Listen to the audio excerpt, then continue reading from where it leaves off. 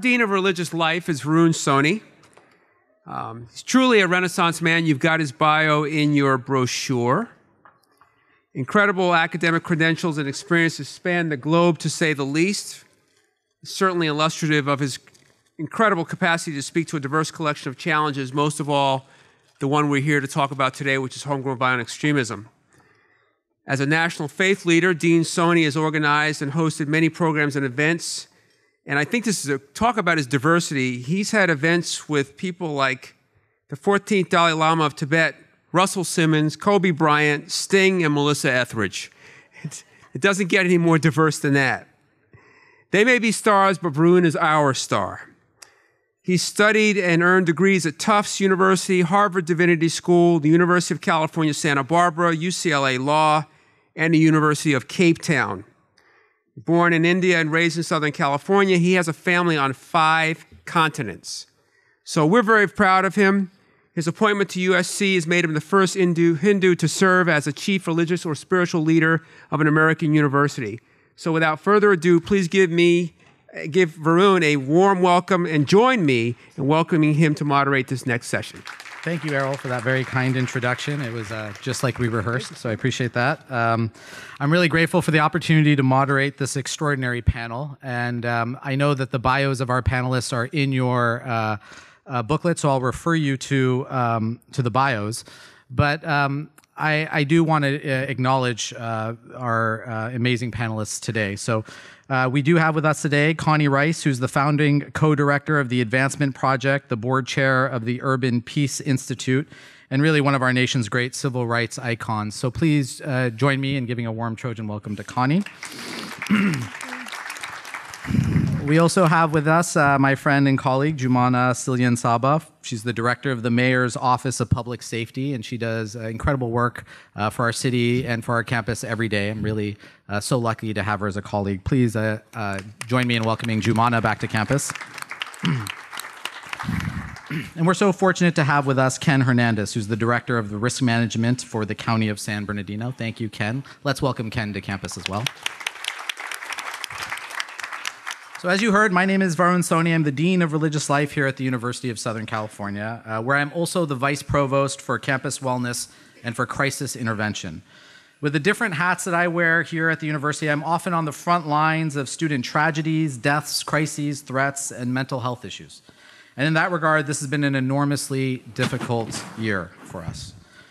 Of course, there were many acts of God this year that had an adverse impact on many of our students and their families, from the earthquakes in Mexico City and Iran, to the fires in California, to the hurricanes in Texas and Florida and Puerto Rico, to the typhoons in South Asia. We are a global university, and we're still reeling in the aftermath of these natural disasters, because whenever anything happens around the world, it happens on our campus. We have 11,000 international students here.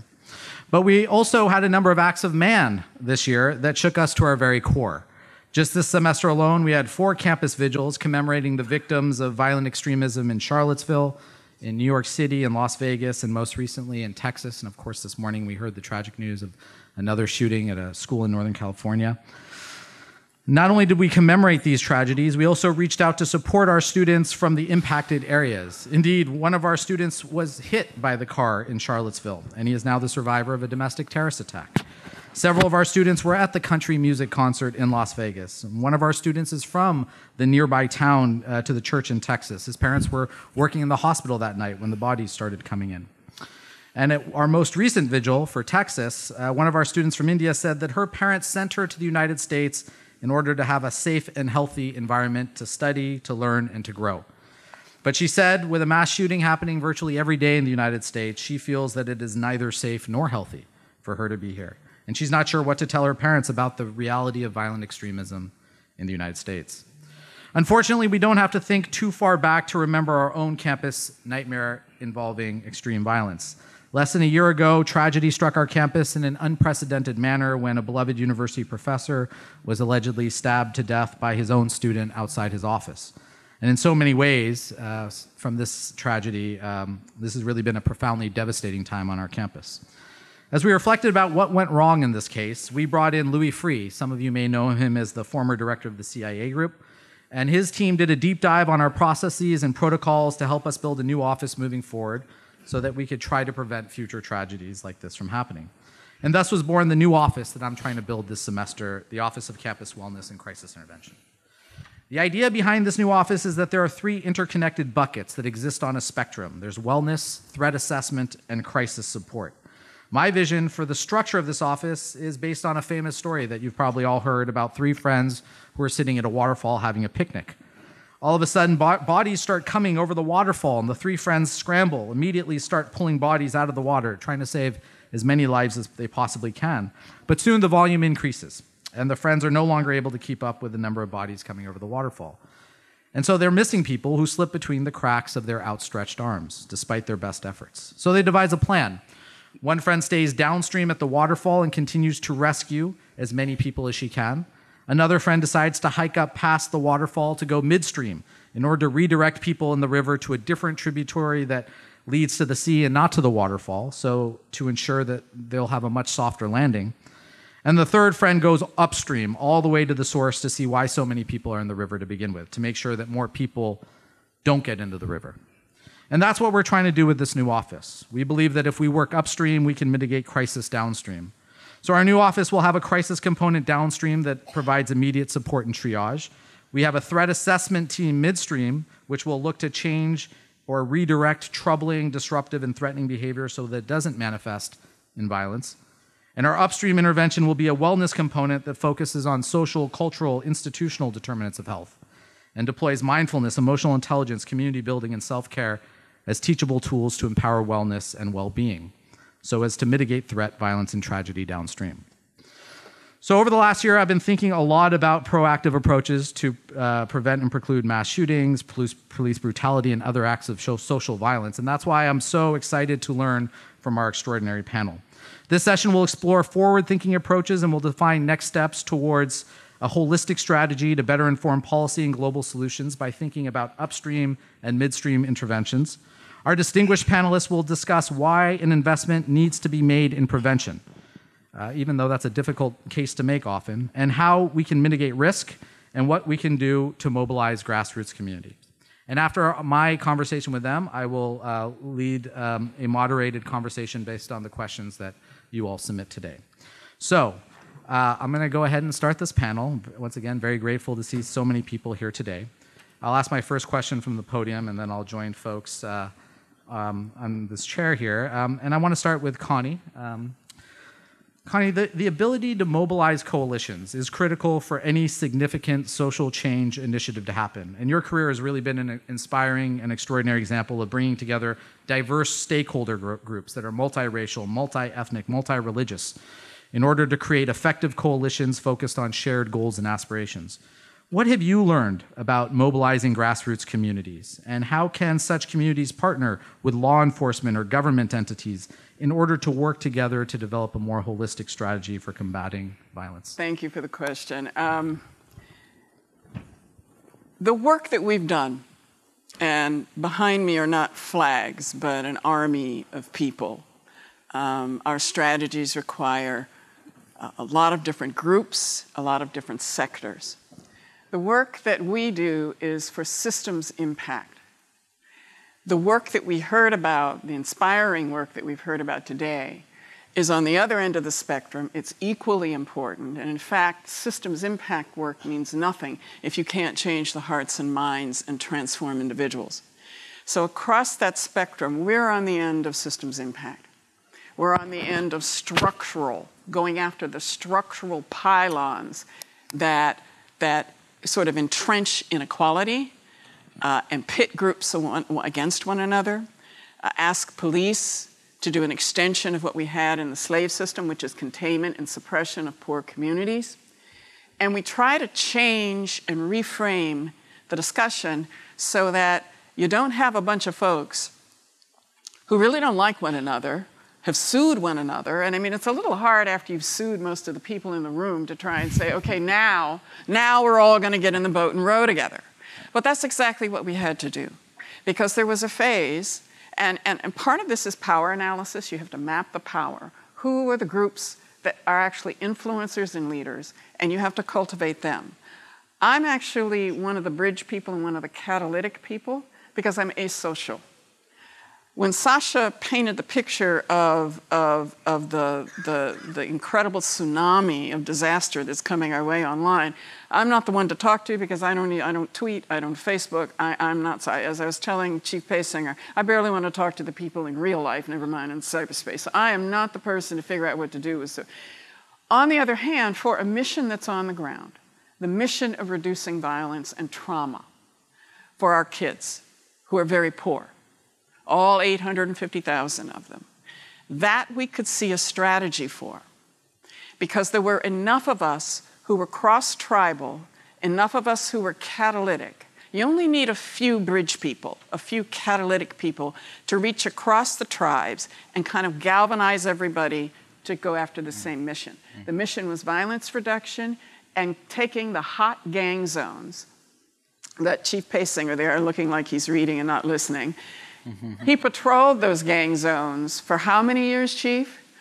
I mean, these are, when you think about South Bureau, I'm not kidding when I said this morning, Southeast Division, just one division in South Bureau, had more deaths in 2005, more shooting deaths, violent deaths, than 8 states. That's just one division of one bureau. That's how bad our violence crisis was.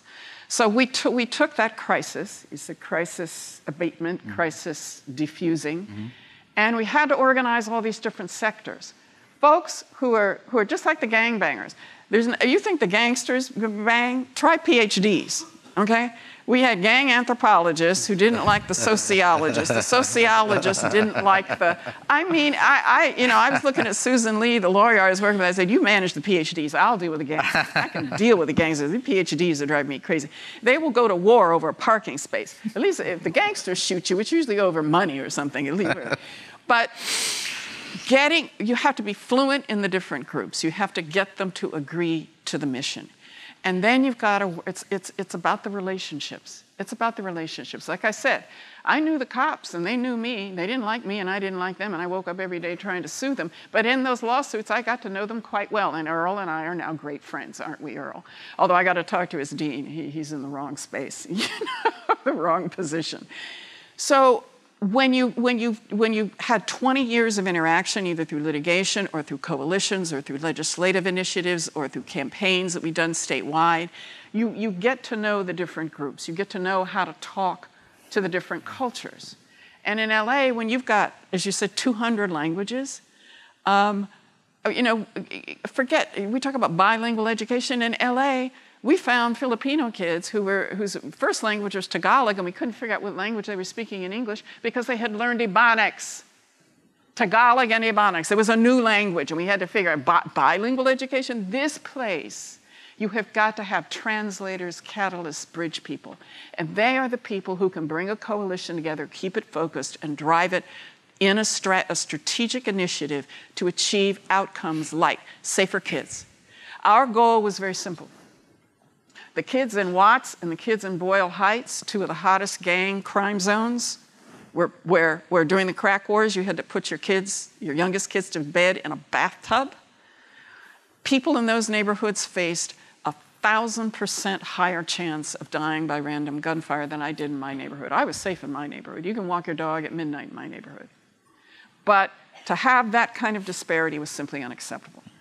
And what we did is we took the gang intervention groups. My goal had been to get law enforcement to change enough to stop warrior policing as its initial default, as its initial interface with the public. Move from warrior policing, not that you don't need SWAT, not that you don't need a lot of the warriors. You always have to have warriors. But you can't have most of your police force declaring war in poor communities because that's not keeping people safe. That's not building trust. You cannot do these kinds of coalitions that are aimed at achieving a strategic public policy goal without trust. Trust amongst the groups, and we don't trust one another, but you had to create enough trust to be able to carry out the mission. There have always got to be a few people who are feared. That's just part of any mission. You've got to have some generals on the field. And you've got to recognize who the leaders are in each sector, and they've all got to be at the table making the decisions. And whatever money you get, you don't get to take it. You've got to spread it out. Because if it had been Connie, Connie's trying to get all the money. We did the big report, the big call to action report. We got the contract. Susan Lee and I and my organization, we didn't see a dime of that contract. We handed it out to our partners to let them know, we're not in this to enrich ourselves. We're not using you to make a big headline for our organization. This is about the kids, keeping them fixated and focused on the kids. We had experts to give us the right policies. We went after the right goals. We had the right organizations, and politically everything lined up. We had a consent decree. We had a change agent. LAPD was ready to change. It took us 70 years, right, Chief? But everybody was ready to change just enough to achieve the mission. And we stopped the banging, the egotistical sabotaging that often happens when you have groups. We got enough of an ethos of mission-oriented action that we could keep the group together. And when you're together, the politicians can't tell you no. Our real secret was winning over law enforcement. The power analysis in LA is that LAPD is the power in this region. Don't have to like it, don't have to dislike it. It's just a fact. The politicians are afraid of the cops, the smartest cops. And when we did our big report, they were going to shelve it. But you want to know something? When Chief Bratton and Sheriff Baca called up and Governor Schwarzenegger called up and the city attorney and the DA, it wasn't my groups, the civil rights groups who had that clout. It was law enforcement. And we persuaded and influenced law enforcement to make our case. And that is what forced the politicians' hands. Because I can tell you, our wonderful elected officials, a lot of them who are my friends, they were not going to change any of the war on gang policies. They were not going to stop dividing up all the money by 15 so that you spend 47 cents per kid in a gang zone. They were not going to pool the resources. They were not going to carry out the wraparound, comprehensive public health strategy that we were trying to change city policy to. They weren't going to make any of the changes. But because law enforcement stood with us, and Chief Bratton in particular, stood at the podium, and he actually defied the politicians and said, I'm with her. I'm with this coalition. I'm with the call to action. We're going to do this. So it's understanding who has the power and who has the influence. And when you reach a stage where you can stop fighting, litigation is war with paper. And I love to fight. There's something wrong with me. I mean, in my spare time, I got a black belt in Taekwondo. So even for recreation, I want to fight. It's too late for therapy. I'm over 60. But you got to know when fighting is not the solution. What I was doing was I was winning all my cases, but I hadn't saved a single kid. Thank you. Thank you. Joumana, in the work that you do for the mayor's office, you are very focused on changing civic culture in Los Angeles. We've talked a lot about this as a way of preventing violence downstream. But in order to be successful at shifting the culture, the hearts and minds, the way people think and act, you also need to address policy. What specific policies do we need to shift in Los Angeles in order to cultivate a civic culture of prevention? Thank you. Good afternoon. It's an honor to be on this panel, especially with Connie.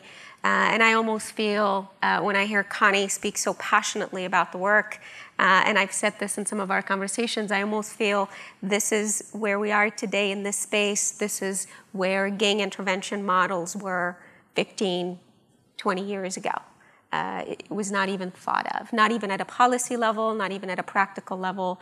The notion and the idea of having interventionists who are professionals that can intervene to prevent violence was just unthought of. And so on some level, we are here today, but we're also struggling in this space. How do we define the space? How do we define the policies? What's sort of unique about being in a city, local municipality, is that we are uniquely positioned because cities are really the epicenters. Whenever there is events, whether they're terrorist-related or violent extremism events, the city becomes the epicenter not only to deal with the aftermath, but then the city becomes the place where we also have to think about what it means to have prevention and intervention. So in terms of forging this space and rethinking policies, a lot of the challenges we were faced with in I've been in this space for nearly 8 years now, and long before there was even a term violent extremism that existed. But I was fortunate because I worked across the board with partners who were not only in the law enforcement space, but partners who were in the academia space, who were in the community. I've done tremendous amount of work in terms of building bridges and working on intergroup relations. The challenge we've had in this violent extremism space is that it was so narrowly defined, and policies were so narrowly defined. And in the past 10 years or so, the emphasis has only been on law enforcement and has only been on more of a reactionary space. So at a local level, the reason I said we were uniquely positioned, because we know our partners. We know our power players, we know our leaders, but we also know our communities, and we know the needs within their communities. And as a local municipality, our first and foremost function is to meet the needs of our constituents. And so in this space, what we've been able to do is galvanize a network of partners. And this network of partners include our Department of Mental Health, and I see some of our partners from Department of Mental Health here today. It includes some of our educators, LAUSD. It includes emergency management. It includes our law enforcement. But we also expanded this idea of a network to also galvanize our community-based organizations. I think we heard throughout the day from different speakers that basically said government can't have the answer. But government has a role, and the role of government is to convene these networks and to create a common vision that meets the needs of our constituency. So we started with about 15 community-based organizations who operate and provide a range of social services. So we shifted our policies then to not only focus on law enforcement, but we shifted our policies to focus on social services. But here's the key word here: culturally appropriate social services. Because when we are working with individuals who are, whether they're in an environment that is conducive of vulnerability, whether they're struggling with identity, and we've heard from some of our earliest, the first panel that we've heard from, there were personal struggles, but then they were also in an environment that was conducive and that sort of pushed towards, upstream towards violence. And so in this space of creating these networks, the idea is that we are able to work with individuals who may be on that path, but even way before then, in this idea of public health. How do we approach this from a public health perspective in a way that understanding that building healthy communities is the building block that creates resilience, but also minimize the risks of violence in general and violent extremism in particular. And one of the things, being in LA, we're a global city, and you all heard Mayor Garcetti speak earlier today about LA being this sort of global hub. And that is tremendous advantage.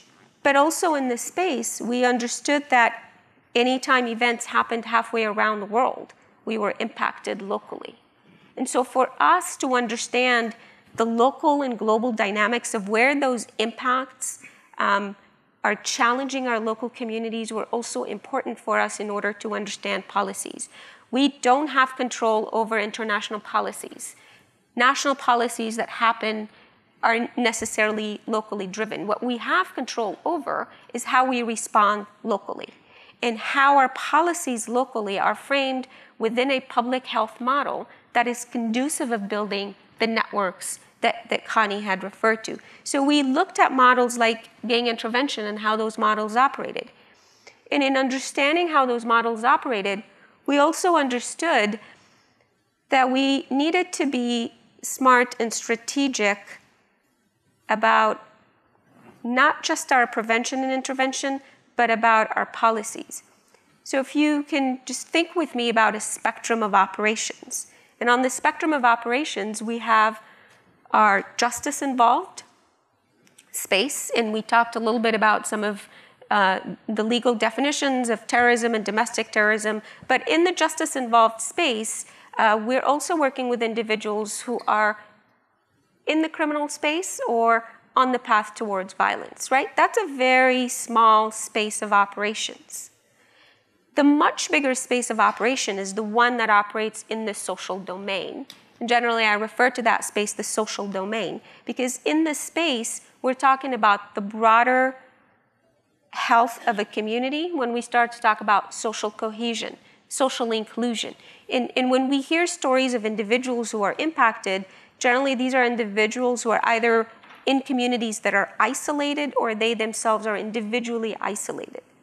And so this broader notion of policies that are conducive to civic participation, access, inclusion, social cohesion, these are very important policies in order for us to operate this continuum. And as we move sort of more narrowly to address communities and individuals, then our policies are much more geared towards individuals and families. And we start to think about what alternatives are we offering? How are we creating an option for a concerned parent, a concerned friend, a brother, that has the ability to seek the types of social services that are needed for the individual, but more importantly, the family and the community around that individual?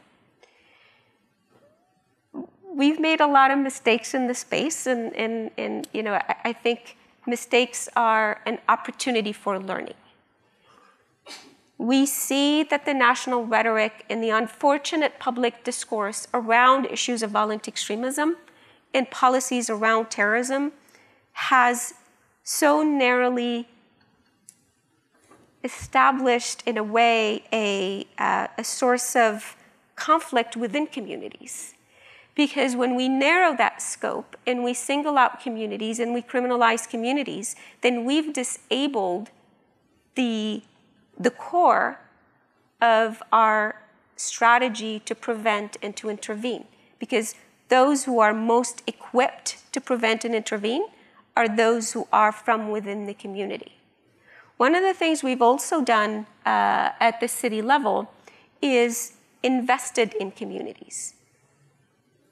Investing in communities is to provide the resources for community-based organizations who have the currency to operate, but who also have the trust from within the community. The mayor mentioned Safe Spaces. Safe Spaces is a program that was piloted in LA. It was a model that was studied for a couple of years. But when we modeled it in LA, and within 6 months, it offered an alternative. It offered a positive alternative to the community, and that became a program. It almost became a flagship program. So the kinds of things that we need to do to shift the narrow policies into a much more localized public health models that are conducive to promote community-based organizations and grassroots movements, this is the way forward. And we can no longer think of issues of violence and violent extremism from a prism of military and law enforcement only. Great. Thanks, Joumana. Ken, in December 2015, San Bernardino suffered a horrific terrorist attack that left 14 dead, 22 injured, and a community devastated.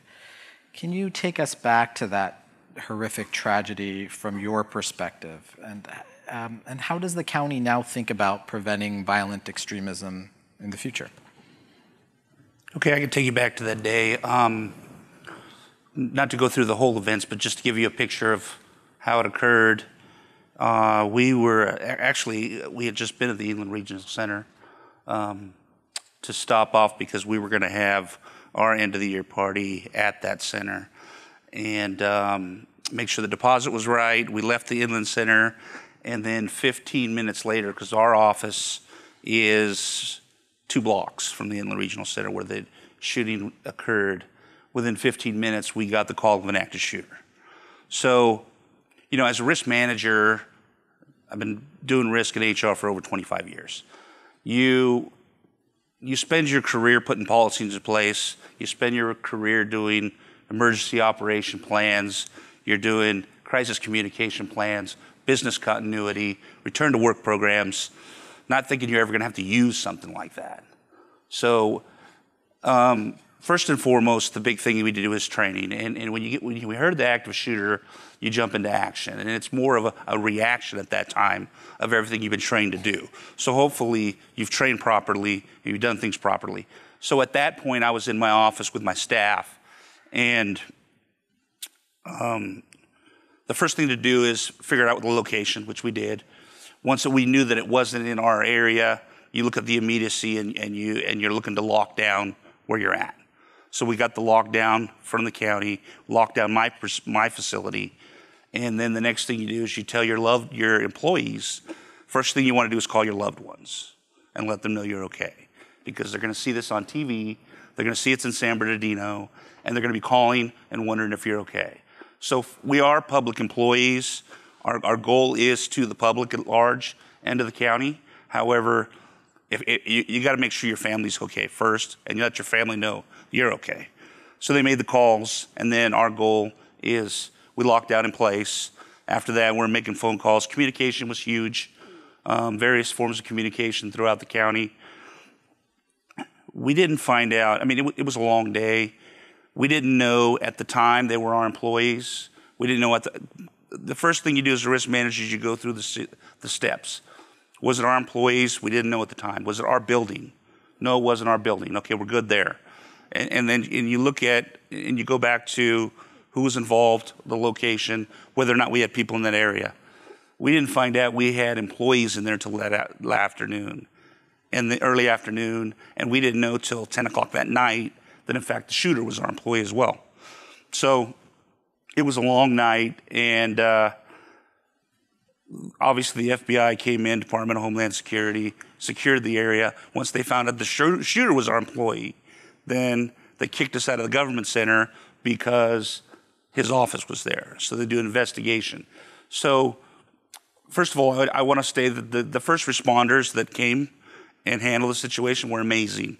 The mutual aid was amazing. Fortunately, we had a SWAT training that was happening at the Orange Fairgrounds, and it was within 2 miles of the incident.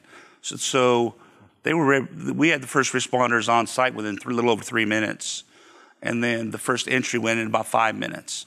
So it was very, very quick. It happens that fast. But for those of you who ever done any investigation for active shooter, I mean, it's all in it. I mean, 5 minutes is a long time if you're in that room.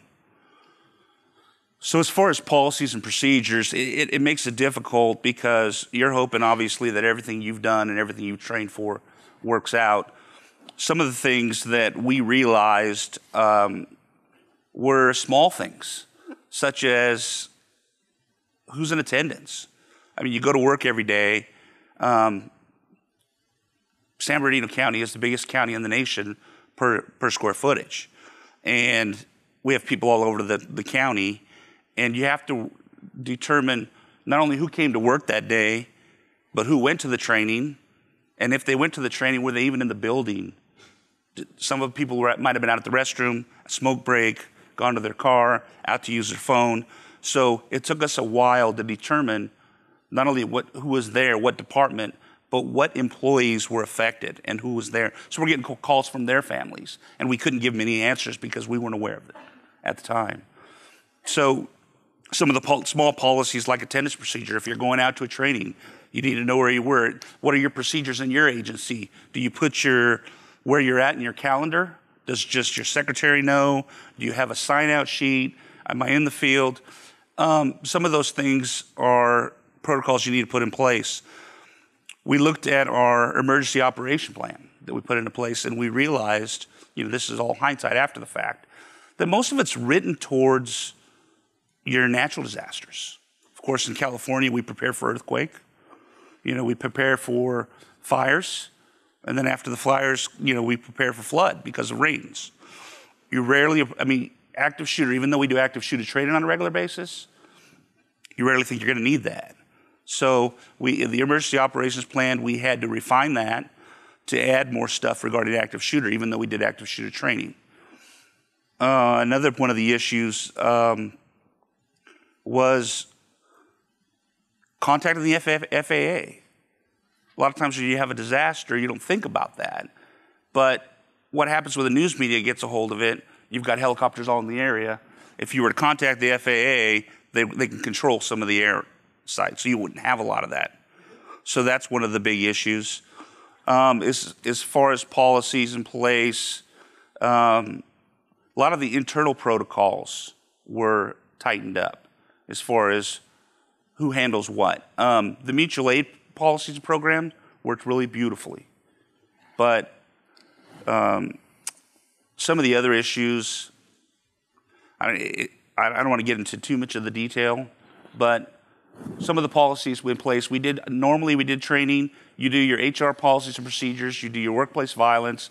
One of the issues that we came to find out is we have badges. Everybody wears badges and it gets you into the facilities. Some of the people hadn't changed their badges in 20 years. So sometimes if you want to do identification and you go into the computer and pull up that employee, it's an employee from 20 years ago. It's hard to ID somebody because, I don't know about you, but I look a little different from 20 years ago. So some of those policies about renewing badges, updating your insurance beneficiaries. We had a lot of employees for the deceased where their beneficiaries were ex-wives or parents that had deceased. So we do that on an annual basis. We remind people to update their emergency beneficiaries, but not everybody does that. So those are little things that come about that we need to adjust and we need to ensure people take place. Great, thanks so much, Ken. I know we're running short on time and I want to leave some time for Q&A, but I do have one more question for the panel as a whole. I'll ask you to keep your remarks to 2 to 3 minutes each. You've all worked at different levels, at the county level, the city level, with communities across this region. What is the greatest challenge or the greatest opportunity that you have in the work that you do in developing a holistic, proactive upstream strategy for combating violent extremism? And are there any best practices or compelling models that already exist that are being used by others that you might draw from? And let's start, we'll work our way back down. We'll start with Ken. We'll work our way back down. I think we're doing a lot of community-based programs.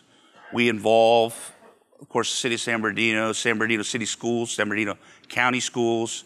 One of the things that helped our first responders be so effective was the fact that a lot of them had worked together. A lot of the chiefs of police, we had Mark Garcia, who was the chief of Redlands Police, who was the assistant chief at San Bernardino when Mark Garcia was there. When Jared Burguan was there, Jared Burguan is now the chief. The sheriff had worked there 20 years. They have this relationship where everybody worked together. And so it helped them be effective in that aspect. But as far as getting the community involved, we work with the schools to ensure that, we try to go to the communities, but I think we need to work towards the individual level and work with some of the schools to make sure that we try to get down to the younger generation and the individuals. And hearing what some of the speakers said today about, drilling down to some of the individuals that might be troubled, might have problems. And the county as a whole, it would be difficult, but working with the schools and the different social services groups, we think would be beneficial. Okay, thanks, Ken. So in terms of challenges, 2 things that really come to mind. One is that we are developing a space that doesn't exist.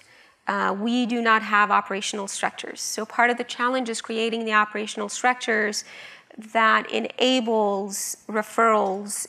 Right now, what we have is very grassroots, informal type of referrals and interventions and preventions. The challenge is creating sustainable operational structures that are culturally appropriate. The other challenge is undoing the damage. And I say that with sincerity. There is tremendous amount of misperception that exists, particularly around the topic of violent extremism and homegrown violent extremism. Part of the misperception that exists is some of it has to do with the policies at the national level, but also some of it has to do with the public discourse on these issues.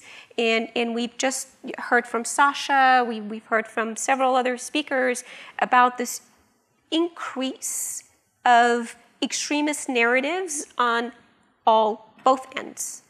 And so the trajectory that we're on globally, as well as nationally and locally, we are unfortunately on a trajectory that indicates an increase in these types of activities. So part of the challenge is to dispel the myth and the misinformation around this and recreate a new way of how we communicate and speak, and more importantly, speak in a way that addresses the community needs.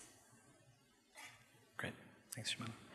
Connie? Quickly, for the systemic, comprehensive wraparound strategies that you take an entire neighborhood and organize it to reduce violence, that's what the biggest obstacles to it are obviously understanding the scale of the problem, the intensity and the complexity, and getting an accurate assessment that is not just accurate in terms of how many shootings, what kinds of gangs, which gangs, a whole assessment or CAT scan of that community and its issues.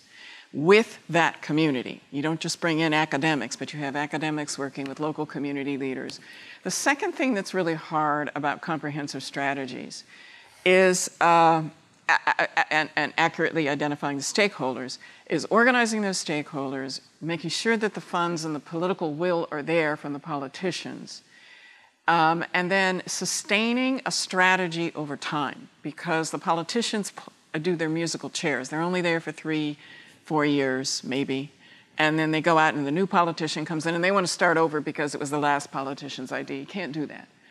Comprehensive strategies require sustained focus over many years. The military issued its desegregation orders over 70 years ago. They're still working on them. So if you're going to do systems change, high impact, comprehensive strategies, you've got to go big, and you've got to stay organized, and you've got to be able to sustain the focus. Thank you so much. So I'm going to move to the questions that have been submitted. And I'll preface the first question by saying, in the work that we're talking about, changing hearts and minds, creating the conditions for hope as opposed to despair, thinking preventatively and proactively upstream in order to mitigate crisis and threat downstream, in all of that work, it really is a shared responsibility. If it's just one or two people trying to do it, it's just not going to work. I realize that at a university, and certainly that's the case at the city, county, or community level. So, going to one of the questions here, which I'll ask each of you to address in your own way. If there's one thing all of us can do tomorrow and going forward as part of this shared responsibility to try and be upstreamist in preventing tragedy, violence, threat, or crisis downstream, what is one thing that we can all take away in our daily lives in order to advance what was discussed today? And Connie, maybe we can... Let's follow Sasha's suggestion. Errol, where are you? He's probably out there doing interviews. But where are you? Hi, hey. We need to follow what Sasha said. This is a group that gets it. You're here for the whole day, and you're tired. So I know you're dedicated. And I know too many of you have done such fantastic work across the county and the country, and with Sasha, even Europe and UK. This is a unique gathering, and we need to not just come take notes and leave. We need to pool our names. We need to start. Errol, you can email us with a list of suggestions of what I mean, for one, I will write a check to support the two panels that work on the individual transformation, the fantastic work. We can help support that work because the funding is difficult. The only thing harder to raise money for is to support what ex-gangsters do. Try raising money when you're talking about ex-gangsters. It's hard stuff, but this community gets it. And the threat that Sasha painted, I think I certainly have to get my IQ up on it. I mean, I don't have to do Facebook to understand the threat that social media poses. And she was talking about a civilization-ending threat that we're not ready for.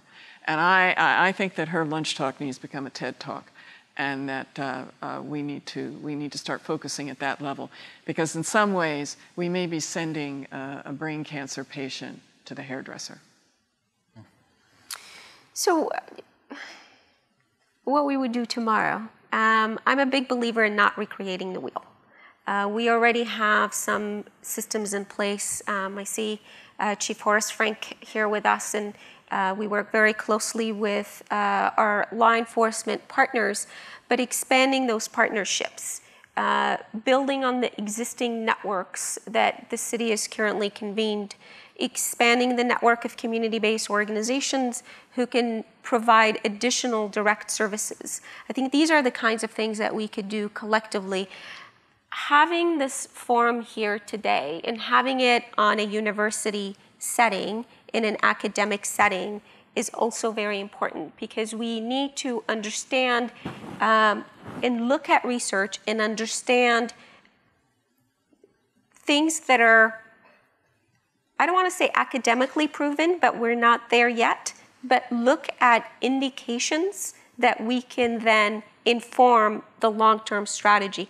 But I very much second what Connie is saying, and that is to continue to expand the network, because operating the spectrum requires multiple expertise. It also requires multiple actors, and each of these actors play a different role in these different spaces. Thank you, and thank you, Joumana, for your comments about the university. I do think in the age of fake news and alternative facts, the university needs to be the fact-driven, evidence-based place where we can actually sort through what's happening with policy on the ground, as opposed to just reacting according to the trends or the emotions of the day. So thank you for reiterating that. Ken. First of all, I want to thank USC and thank the Price School for allowing us to. I think this is very important, and I think it's very powerful to see everybody here this late. It is going to take all of us. It's going to take not just us, but everybody else out there. And this, like was said in the earlier speakers, this is just the beginning. Tomorrow is the big day, and what are we going to do with this information, and where are we going to go from here? But I think we need to remember what I think the speaker said today is you need to do what you do. You need to know your role. You need to act. If you see something, say something. You need to communicate that security, for instance, security is everybody's job. It's not just the first responders, the police force, or your security guards that are on your side. Security is everybody's job. And to be aware of your surroundings is everybody's job. Risk management, everybody in here is a risk manager at one point. So we need to communicate to everybody that it's not just us in this room, it's not just your agency, it's everybody worldwide that needs to participate in this and know how important it is. Because I know the effects of what happened in the shooting and how it affected a community and how it affected the surrounding areas. So I think that we need to communicate, I think we need to spread the word, and I think we need to build upon this perfect foundation that was set up today. That's great. So the questions that have been submitted really touch upon the themes that we've addressed. So in lieu of the questions, and given the time, I'm just going to ask each of the panelists to offer some closing remarks, final remarks on the issue that we're discussing today, a way forward towards a holistic strategy. So if there are any final comments, observations, stories, remarks, prescriptions you'd like to offer us, please do. And let's start with Joumana this time. Sure. It's really difficult to think of this space just today and right here and right now. I think we need to think about this space 5 years from now and 10 years from now. Because the unfortunate realities of where we are is this evolution of the threat. And if we're not ahead of it, then we're behind the curve. When we think about international threat, I grew up in Syria in the mid-'80s. I was born in Aleppo. I understood certain things because I grew up in an environment, and at the time, Syria was not during a war. But I remember, as a child, a bombing that was across the street from where I lived, and mind you, we lived in a fairly well-to-do area, and things like that didn't occur. Well, this was in the mid-'80s, and what was happening in Syria in the mid-'80s is that there was this movement of Wahhabism, in a movement of the Brotherhood at the time, and the clash between that and the government, which essentially, fast forward to where we are today, evolved into where we are today. But if you think of the trajectory starting from that point and moving into the evolution into Al-Qaeda, and moving into the evolution of ISIS or Daesh, And that evolution is going to continue because every indicator we have, we talked about the refugee crisis. Let's put that into context. 65 million refugees, results of 15 conflicts worldwide. Syrian refugees alone are 5 million. That is, the population of the city of LA is 4 million people. So imagine the entire population of LA, a refugee population. And here's another number. 60 to 70% are children under the age of 10. So it's very difficult for us to sit here today and not to think of how those global shifts that are happening and where we fit in these global shifts. We also see a rise of nationalism. We also see a rise of white supremacist nationalist movement. And when I look at both of these narratives, those narratives not only feed off of each other, but these narratives exploit our political divides, they exploit our social divides and our racial divides. And if you haven't read the recruitment propaganda, not that I encourage you to look it up online because, LAPD and the FBI will be right here on your case. Just ask Chief Wayne. But if you do read that propaganda, the writing is on the wall. So what I encourage all of us to do here today is not to think about what we're doing right now, but to think about what we're doing right now today and where that is going to take us 5 years from today and where that is going to take us 10 years from today, keeping in mind that we're also dealing with a global dynamic that unfortunately is going to continue to evolve on a negative trajectory. Great. Thanks, Joumana. Ken? Final thoughts. Yeah, I agree that we need to think about the future and where we're headed because this is continuing to grow, and unfortunately, others of you will have to go through some of the same stuff that we went through. But I just think it's important to take away the fact that we need to carry on and push forward and to ensure that we collaborate with the communities and work with individuals to create awareness. I know that everybody understands and they're aware of what's going on, but to empower everybody to be aware that they're empowered to make change, to change as well. And it's not just the first responders' job, it's not just the government's job, it's everybody's job. And I think that awareness is going to go a long way if we can spread that throughout. Thanks, Ken. And we're going to end this afternoon where we began. Connie. Well, first of all, everybody, thank you. This has been a fabulous conference. Thank you, Errol, for bringing us together. And I've learned a great deal from everybody who has spoken today. I think we ought to learn from the successes that we have. There aren't very many large cities that can show and point to a documented series of successes in reducing violence and trauma and in getting the gang violence to come down a lot. That's not going to solve the global problem, but I think the lessons that you can derive from what worked and what didn't work, how broad was our coalition, the variety of our expertise, the sustained success over now 14 years, and documenting that and getting it properly evaluated so that the lessons learned don't get lost. Right now, people think that after Ferguson, there's no answer. Well, we have the answer. We did it here in LA. We did it with the Community Safety Partnership Police.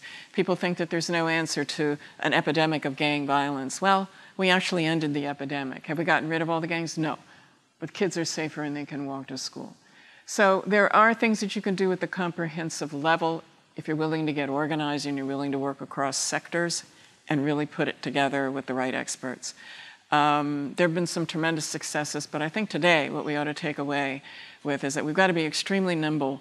The last time we were in this massive dislocation space, to use Joumana's word, was probably at the turn of the last century. We were going from agrarian to industrial and had no idea what farmers were going to do in a city.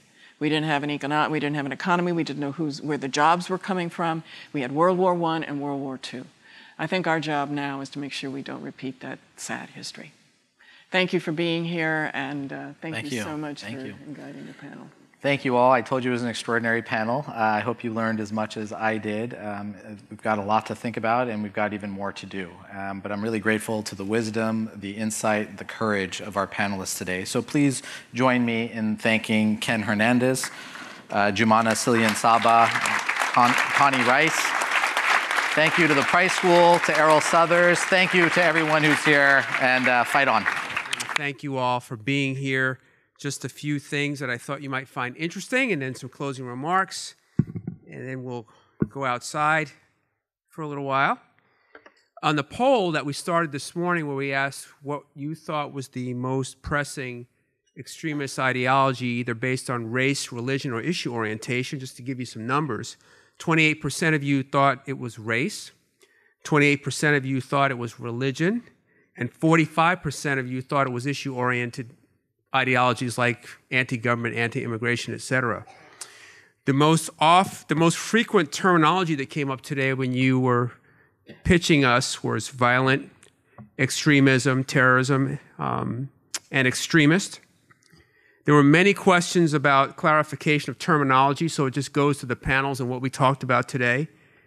And then most often, you all ask the question of how does this become a force multiplier, and that's why we're here. So today, thanks to all of the people that were here, we've introduced you to a really diverse collection of organizations doing some incredible work. I would challenge you, as things continue to happen, and they will, as they did today, and although it was possibly not tied to an orientation or an extremist ideology, but again, another mass shooting. As those things continue to happen, reach out to these organizations. We have been able to do some really good things today, and I'm going to offer some thank yous and then some closing remarks, but I do have to say this. I want to thank the university, obviously, and Dean Knott and Associate Dean Regina Nordahl, our sponsors, who we could not have done this without. We started planning this, as I mentioned. We have so many events here, just to give you a frame of reference, that we picked this date 2 years ago and couldn't get the day we wanted. And that's how busy this place can be.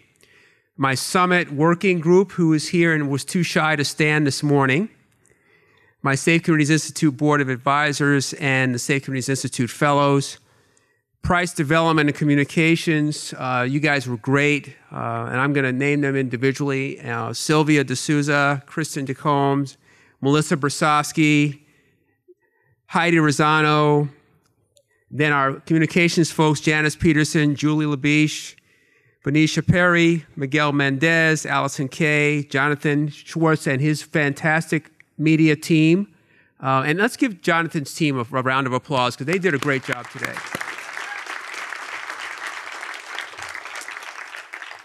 I'm going to make them stand in the back corner, my students, and it looks like I've got Kay and Mara. I've got a number of students here today. My crime partner, Juan Noguera. Where's Juan? Okay. And so, Juan, I'm going to need you to go in the back, because I think we have something we might want to do, right? You got that covered? Okay. So, Juan, by the way, for those of you who don't know, I'm going to lose him on on December 11th. He's going to be joining the Santa Ana School Police. So let's give him a round of applause. Just think, Juan, in 2 months, you'll have somebody who looks like me when I used to do this, yelling at you, screaming, telling you to do push-ups. Most of all, our distinguished speakers and panelists from across the nation and the globe for their contributions today and their ongoing efforts to reduce the risk of homegrown violent extremism and the things that they all do. I do want to let you know this. We are going to explore some new things. I've been very, very fortunate to be supported by the dean in this school. We are going to possibly look at offering another certificate in peace and global security for our graduate program. For those of you who are asking what happens next, I'll tell you what happens next. You can come here on February 13th, because we're going to re-energize the Violence Prevention Coalition that used to be here in the Los Angeles region. And so for those of you who know what it was, we're not driving the car, we're just giving them a car to have a place. And we'll be here on February the 13th at the Price School. So I'm just going to close with this. We've done a lot of things today, and I just want to say a couple of things. You know, if we are we good? Oh, outstanding. Okay, hold on. I gotta hold the script here. So I'm going to embarrass some people. I need to have up here, I need to have Sylvia D'Souza, Melissa Bersofsky, Kristen DeCombe. Is Ben still here? And Heidi Rosano. Can you come up to the stage, please?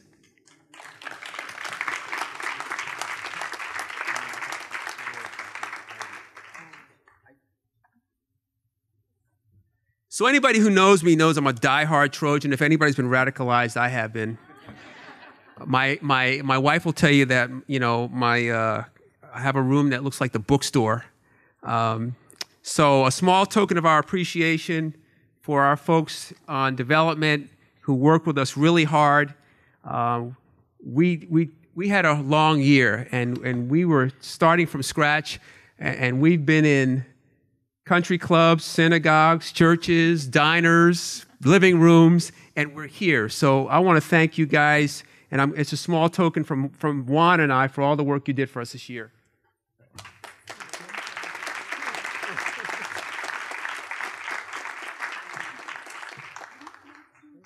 I don't know where Ben is. Thank you. Ben's running. Okay. First time there's ever been snow on Tommy Trojan. Thank you, Errol. Thank you so much. And one more thing, Heidi, you don't get away. I got to the point where if I didn't have an email or a text from Heidi in about 4 hours, I got nervous over the last several weeks. So Heidi, that's for Juan and I for everything you did for us.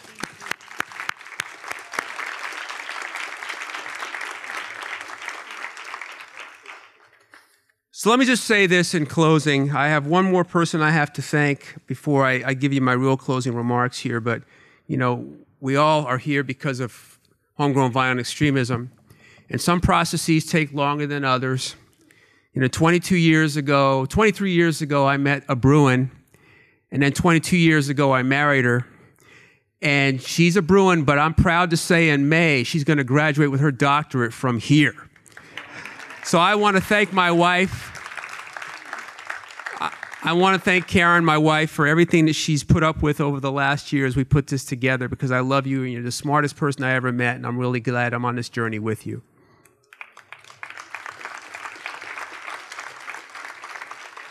So let me just say this. If we are to enhance social morality, responsibility, and community integrity, with the intended outcome of facilitating community-based efforts to identify and explore solutions to this challenge, it begins with acknowledging and removing policies, cultivating animosity, and stoking alienation. The time to change our attitudes and policies toward radicalized individuals is now, and that process begins here. You know, my father used to always say, because I wasn't one, believe it or not, for those of you who've known me throughout my career, I was not a big fan of the police department.